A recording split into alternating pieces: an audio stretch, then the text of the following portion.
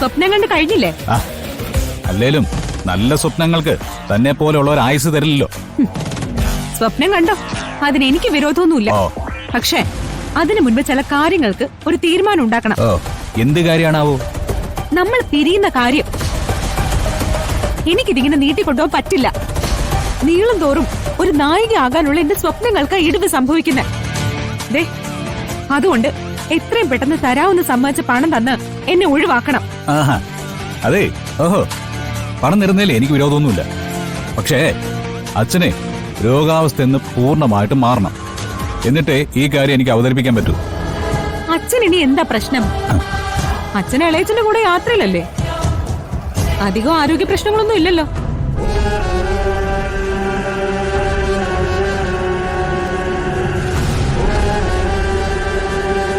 ഈ ബിസിനസ് യാത്രകൾ പോലെയല്ല കുടുംബകാര്യങ്ങൾ. അതൊന്നും തനിക്ക് പറഞ്ഞ മനസ്സാവത്തൊന്നുമില്ല. ഞാൻ എന്തൊക്കെ ചെയ്യണം? നിങ്ങളെ രക്ഷിക്കണം, നിങ്ങളുടെ അച്ഛന്റെ ജീവൻ രക്ഷിക്കണം, കുടുംബത്തിന്റെ അഭിമാനം രക്ഷിക്കണം.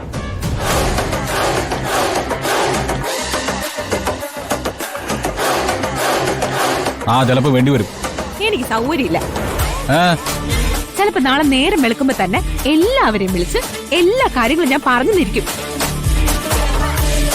അപ്പൊ പിന്നെ ആര് വീണ് ചത്താലും എനിക്കൊരു പ്രശ്നവുമില്ല, അച്ഛനായാ പോലും. എന്റെ അച്ഛനെ കുറിച്ച് വല്ലതും പറഞ്ഞാണ്ടല്ലോ, ഇതിനെ തൊട്ട് ഒന്നളെ ഞാൻ കൊല്ലുവോ? കൊല്ലുവോ? കൊല്ലും. താൻ എന്നെ കൊല്ലുവോ? കൊല്ലും.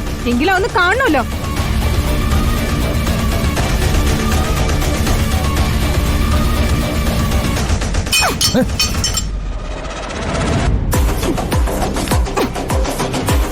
കണിമകനും പരമേശ്വരന്റെ മോനെ ചങ്കൂറ്റുണ്ടെങ്കിൽ എന്റെ കഴുത്ത് ഞെരിച്ചെങ്ങ് കൊല്ല് കൊല്ല് കൊല്ല് കൊല്ല് കൊല്ല്.